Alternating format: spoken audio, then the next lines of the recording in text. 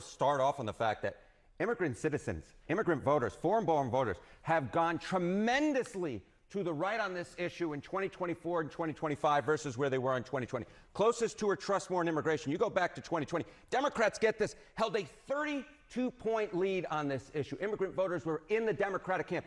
Jump forward to 2024, 2025. Look at that shift, a 40-point shift to the right among immigrant voters. Republicans now lead on this issue by 8 points over Democrats, more so than any other group that I could find. The group of voters who became more hawkish on immigration were, in fact, immigrants themselves, immigrants who are registered to vote in this country. So that's on that issue. How about how they feel about kind of traditionally, historically, about Donald Trump? Yeah. So, you see this shift and you go, what is going on underneath the hood? Well, take a look, Donald Trump. You remember when he first ran back in 2016, immigrant voters were one of his weakest spots. But look at this. Trump's vote share in presidential election among, again, immigrant citizens, those who are registered to vote. Look at this. In 2016, he got 36% of the vote. You go to 2020, 39% of the vote. Look at this. In 2024, all the way up to 47% of the vote. Some polls I looked at had him barely losing that vote. Some polls I looked at had him barely winning that vote. Again, there is no block of voters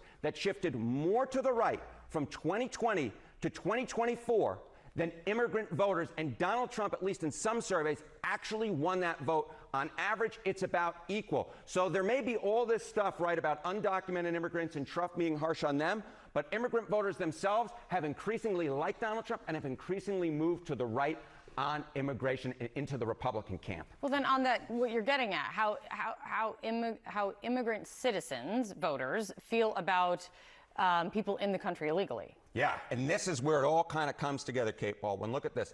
The net favorable rating, immigrants who are here illegally, among immigrant citizens, again, those registered to vote. In 2020, look at this, plus 23 points on the net favorable rating. But look at where we were in 2024, minus 6 points, underwater. So immigrant citizens have become increasingly unfavorable in their views of those immigrants who are here illegally. So I think it's so important when we're talking about this debate from a political angle to separate those out who are undocumented immigrants versus those who are here legally and those who are citizens and those who are voters, because that group of voters has felt increasingly distant from those immigrants who are here legally. And so again, when we're talking about this, at least from a political angle, this is why Donald Trump feels so comfortable, because in fact, amongst the group that you would think that would be most opposed to this, in fact, they become increasingly favorable, not just towards Donald Trump, but towards a Republican point of view on immigration and becoming distant from those immigrants who are here illegally.